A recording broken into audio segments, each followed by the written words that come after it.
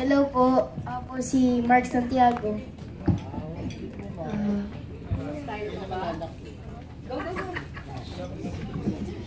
Hello po, ako po si Mark Masa. Dati po, marami po akong pinagpipilian. Kasi po, kung saan po ako komportable, yun po yung palagi kong sinusuot. Kaya po, nagpapapicture din po ako kay Mami para ma-post po namin. Hello po, ako po si John Steven Dugasman. Maraming salamat po sa mga nagpunta po dito. Actually po, lahat ng damit po, gusto ko kasi lahat po sila comfortable sa kanya po. Ganon din po sa akin, kagaya po na kay Josh. Lahat po ng damit, comfortable po sa akin. Ayun po. Hi po, ako po si Ashley Sarmiento. Salamat po sa question ninyo. Ang pinaka-comfortable ko pong nasuot sa this month po or last month at most gear po. Hello po, ako po si Jana Agoncillo. Thank you po sa inyong tanong. Ako po dati, hindi po ako masyadong mapili sa mga damit. Tapos po ngayon, nung na-try ko po yung Moose Gear, Galing! yung isang beses ko pa po siya na-try isuot para masalo po akong naging comfortable sa damit. Ang galing ni Tess. Hello po, ako po si Mitch na ako. And lahat po kasi tayo parang nagkakaproblema po sa mga damit na stylish po siya pero hindi po siya comfortable. Pero sa Moose Gear po kasi, stylish na po siya tapos comfortable pa po.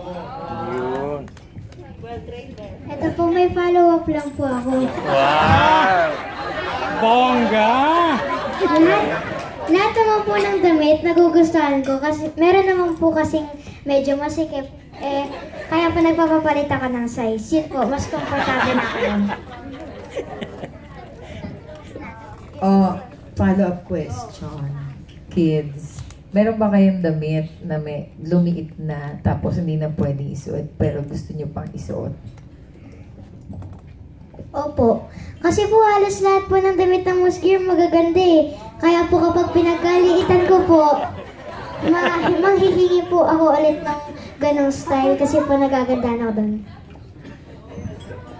Meron na po akong naliitan na damit.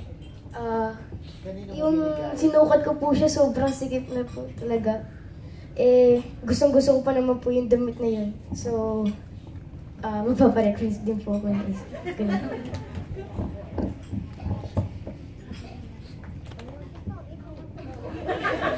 Ang gagaling ng mga endorsers namin, no? Kapipirma lang, renewal agad yan. Sure. Po sa akin. Tapos po yung mga stretchable po, sinusuot ko pa po. Tapos po yung iba nga po, yung stretchable ko pong damit na maliit, sinusuot nga po ng ate ko kasi daw po ang ganda. Tapos po, yung iba pong maliliit ko po pong damit, binibigay ko po sa, pinangre-regalo ko po sa mga kaibigan ko o kaya po pinsan ko. Ako po, dati, meron po ako sinuot na damit, tapos akala ko po maluwag pa po sa akin, or kasya pa. Tapos po, nung nasuot ko na po, masikip na pala. So, pinalitan ko po ng damit. Tapos po, yung damit na yun, pinamigay ko na lang po. Tapos, nagbibigay po yung Moose Gear. Meron po akong damit na gustong-gusto ko, tapos lumiit po, hindi na po kasya sa akin. Sinasabi ko po sa kanila, pwede pong pagawa pa ng isa pero mas malaki naman. Tapos yung gusto ko pong damit, ibibigay ko na lang po sa pinsan ko. Ako po, meron din po akong nakalitan na damit. Tapos yung mga nakalitan ko po, binibigay ko po sa charity po. Tapos, syempre naman po, yung Moose Gear naman po, pag may maganda po kami na gusto ng damit, pero nakalitan po namin, syempre po, may dadating pa po na mas maganda. Okay. Solve naman tayo, Mami Jo. May follow-up question si Mau nung push. Ang ganda ng gown sa ball, first time. Halika dito, Mau. Ayan. baby boys, baby girls, tanong ko lang kasi minsan, 'di ba yung mga damit mga damit ngayon ng bata, minsan medyo parang nagmumukha ng mas matanda kaysa sa bata. Paano anong opinion niyo siguro doon pag minsan yung mga damit medyo mas mukha ng pangmatanda, or kayo meron ba kayong sinasabi pag ito po parang ano yung kaya niyong suotin, ano yung hindi niyo kayang suotin, parang ganon. Sorry, nalito kayo. Ano na lang, parang anong opinion niyo sa mga pinapasuot sa inyong damit? Minsan kasi sabi nagmumukhang matanda, ganyan. Pang matanda masyado yung mga get up, ganyan.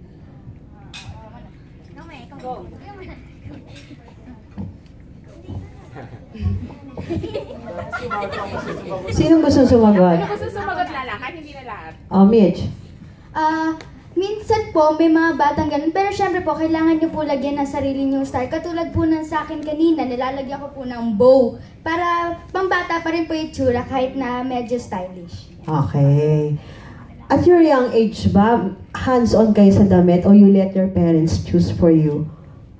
Meron kayong specific color na gusto lagi isuot? Texture ng damit? Design?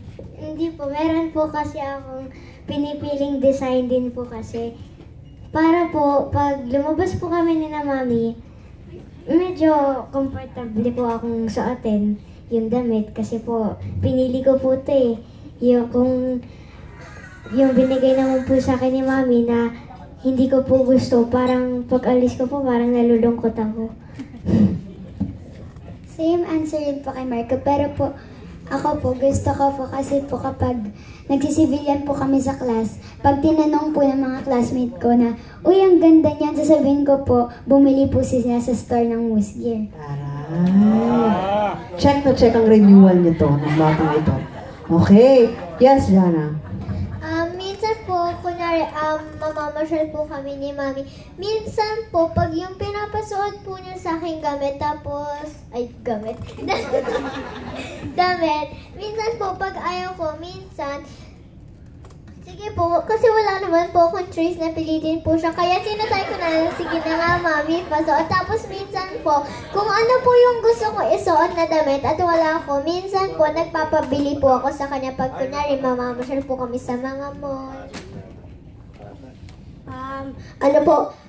Lahat po ng damit gusto ko, pero pag pinapalit po sa akin, pag pinapapalit po ako ni mama ng damit na yun, gusto ko po siya, kaya lang po, hindi na po kasya sa akin, tsaka, kaya po, tsaka, inaano ko na lang po, sinasabi ko na lang po sa kanya na hindi na kasya sa akin, tsaka, iba na po damit yung sinusuot ko. Okay. Big follow-up question ako for Mitch, Ashley, and Jana. Ano yung mas preferred nyo on a casual day? Naka-dress, naka-short, or naka-pants, and then naka-blouse na top, or shirt lang? Wala kayong trabaho, you're just going out with friends or family? Ako po pag nasa bahay po, shorts lang po tsaka sando para po pag mainit, hindi malalamigan po ako. Kasi po comfortable naman po sa amin yung lahat ng damit. Kaya kahit ano po ang suot na basta Moose Gear, comfortable po kami. Syempre po, pag lumalabas po kami, kailangan din pong maging stylish. Kaya depende po yun sa pupuntahan namin. Para pag kakain po kami, mga nakadress po. Pero pag mga magmamall lang po kami, mga shorts po or pants. Okay. Yes, Jana. Sa akin po, pag nasa bahay, short lang po na sakto sa akin yung size. Tsaka po, t-shirt kasi po mahilig po ako sa t-shirt.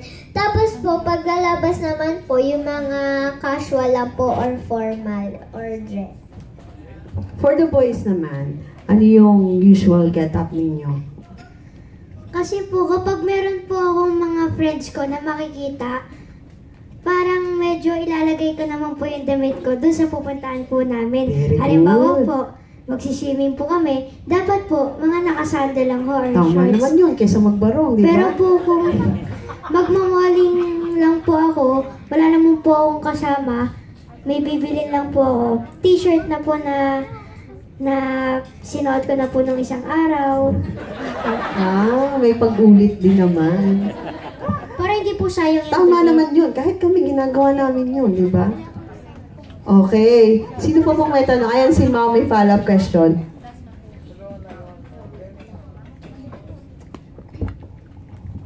Babies, ano feeling nyo? Kasi yung mga previous na endorsers ng Moose Gear, mga malalaking stars na ngayon, Billy Crawford, Angelica Panganiban, Patrick Garcia. Anong feeling nyo na ngayon, kahanay nyo na sila Andrea, ngayon mga teen stars na? Magiging next generation din po kami nila. At magiging sikat kami. Oh, Aja. That's the spirit. Tama yun. Yes? May tanong. Sige, Be, sagot ka muna. Josh. Masaya po kami kasi po yung daddy po sila Ate Janela, mga sikat na po yun. Masaya po ako dahil sa dinami-dami ng bata sa buong mundo. Kami po yung napili. Yun po. Masaya po kasi ako kasi po parang nakakagaan po ng pakiramdam po kapag yung mga nakakasama niya po ay malalaking artista na po. Yan lang po. Thank you. Ako po masaya kasi po yung mga Moose Gear po dati. Nasuot po nila tapos kagaya po nila Kuya Billy. Parang nagtina po sila tapos yung parang sinuot po nila dati. Parang gano'n na rin po yung sinuot namin ngayon. O, Jana, sino ba ba?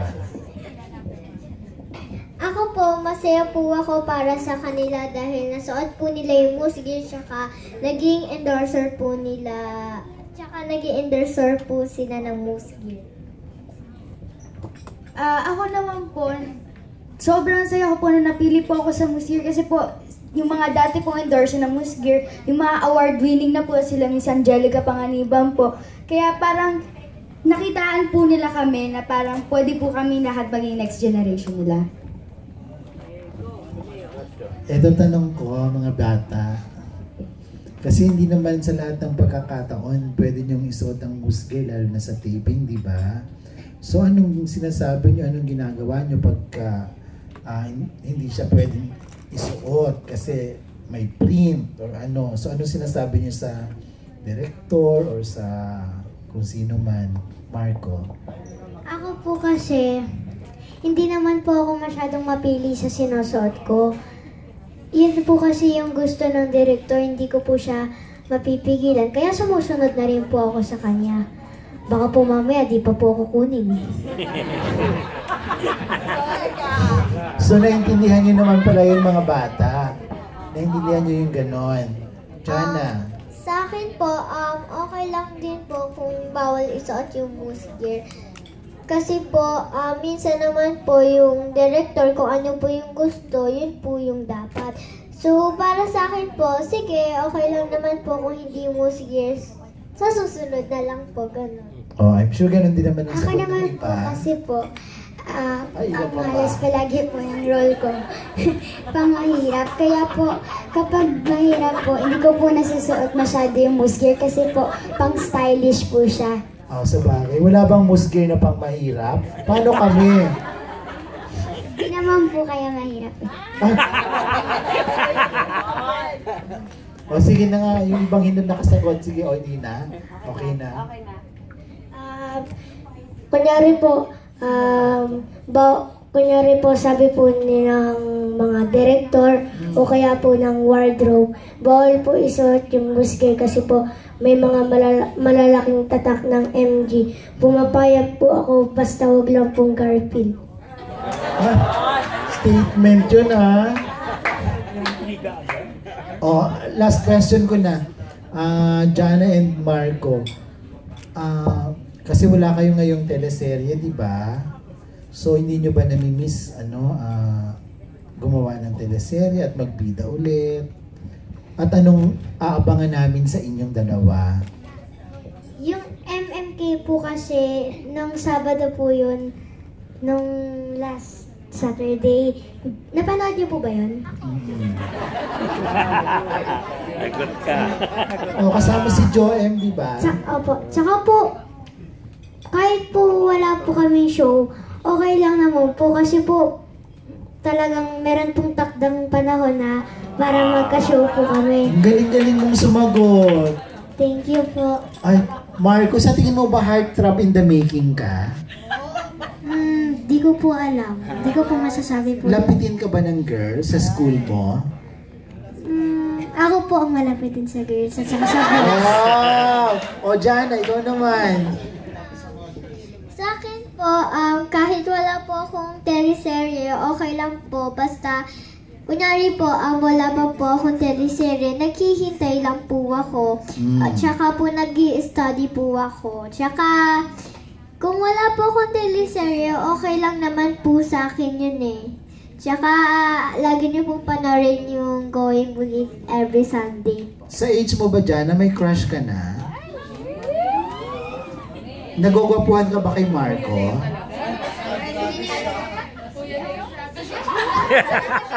Eh, ba't hindi ka makasagot? Ano yan? Ba't ganyan? Katabi niya po. Oh, ano ba yan? May love team na agad? Babata pa? Uy! Wala po. Oh, wala. Pero ang tagal mo bago sabihin wala po, ha? Oh, nabablush ka. O, Josh, ikaw. Crush mo ba si Jana? Josh. May iba na po. Ano ba yan? Josh, may iba ka pala eh. Hindi po. Ah, ikaw ang may... Wala. Oo, na-conscious sila, oh. Marco, ikaw, sinong crush mo ngayon? Sige po. Sila isa sa verano po. Wow! Thank you, mga bagets. Sige po. Thank you rin po. Sino pong susunod na magtatanong?